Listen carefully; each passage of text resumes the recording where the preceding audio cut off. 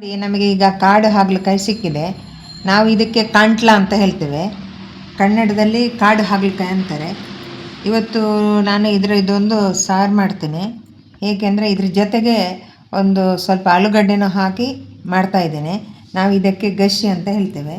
ಅದಕ್ಕೆ ಬೇಕಾಗಿದ್ದು ಏನಂದರೆ ತೆಂಗಿನಕಾಯಿ, ಒಣಮೆಣಸಿನ್ಕಾಯಿ, ಕೊತ್ತಂಬರಿ ಬೀಜ, ಜೀರಿಗೆ, ಮೆಂತೆ, ಸ್ವಲ್ಪ ಅರಿಶಿನ, ಹುಣಸೆಹಣ್ಣು, ರುಚಿಗೆ ಉಪ್ಪು, ಒಗ್ಗರಣೆಗೆ ಈರುಳ್ಳಿ. ಅದು ಹೇಗೆ ಮಾಡೋದಂತ ಹೇಳಿ ನಾನು ಮತ್ತೆ ತೋರಿಸ್ತೀನಿ. ಕ್ವಾಂಟಿಟಿ ಎಷ್ಟು ಬೇಕು ಅಂತ ಹೇಳಿ. ಕ್ವಾಂಟಿಟಿ ಒಂದು 10 ಒಣಮೆಣಸಿನ್ಕಾಯಿ, 1-2 ಟೀ ಸ್ಪೂನು ಕೊತ್ತಂಬರಿ ಬೀಜ, ಅರ್ಧ ಟೀ ಸ್ಪೂನ್ ಜೀರಿಗೆ, ಒಂದು ಅರ್ಧ ಟೀ ಸ್ಪೂನ್ ಮೆಂತೆ, 1/4 ಸ್ಪೂನು ಅರಿಶಿನ ಪುಡಿ, 1 ಈರುಳ್ಳಿ, ಸ್ವಲ್ಪ ಹುಣಸೆಹಣ್ಣು, ರುಚಿಗೆ ತಕ್ಕಷ್ಟು ಉಪ್ಪು, 1 ಕಪ್ಪು. ಅದು ಕ್ವಾಂಟಿಟಿ ಪ್ರಕಾರ, ಇದು ಎಷ್ಟು ಕಾಯಿ ಇದೆ ಅಷ್ಟು ಕ್ವಾಂಟಿಟಿ ಪ್ರಕಾರ ತೆಂಗಿನಕಾಯಿ ಹಾಕಬೇಕು. ಮತ್ತು ಸ್ವಲ್ಪ ಬೇಳೆನೂ ಹಾಕಬೇಕು. ನಾನು ಅದನ್ನು ಇಲ್ಲಿ ಇಟ್ಟಿಲ್ಲ, ಸ್ವಲ್ಪ ತೊಗರಿ ಬೇಳೆನೂ ಹಾಕಬೇಕು.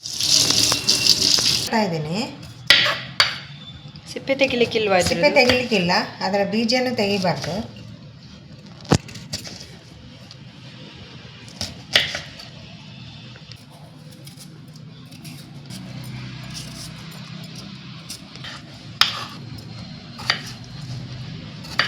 ತೊಗರಿಬೇಳೆ ಹಾಕ್ತಾ ಇದ್ದೀನಿ.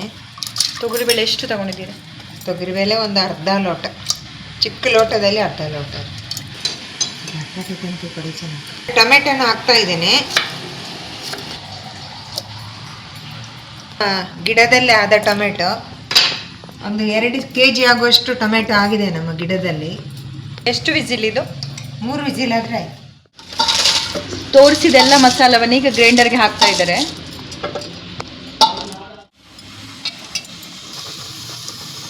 ರುಬ್ಬಿದ ಮಸಾಲೆ ಈಗ ಹಾಕ್ತಾ ಇದ್ದೇನೆ. ಸಣ್ಣ ರುಬ್ಬಿದ್ದಾರೆ ಮಸಾಲ. ಆಲೂಗಡ್ಡೆನ ಬೇರೆನೆ ಬೇಯಿಸ್ಬಿಟ್ಟು ಸೇರಿಸ್ಕೊಳ್ಳಿ. ಇದಕ್ಕೆ ನಿಮ್ಮ ರುಚಿಗೆ ತಕ್ಕಷ್ಟು ಉಪ್ಪನ್ನ ಸೇರಿಸ್ಕೊಳ್ಳಿ.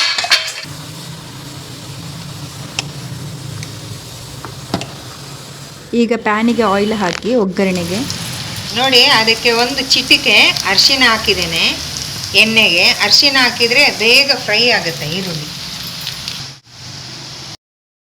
ಈಗ ಕರಿಬೇವು ಹಾಕ್ತಾ ಇದ್ದೀನಿ.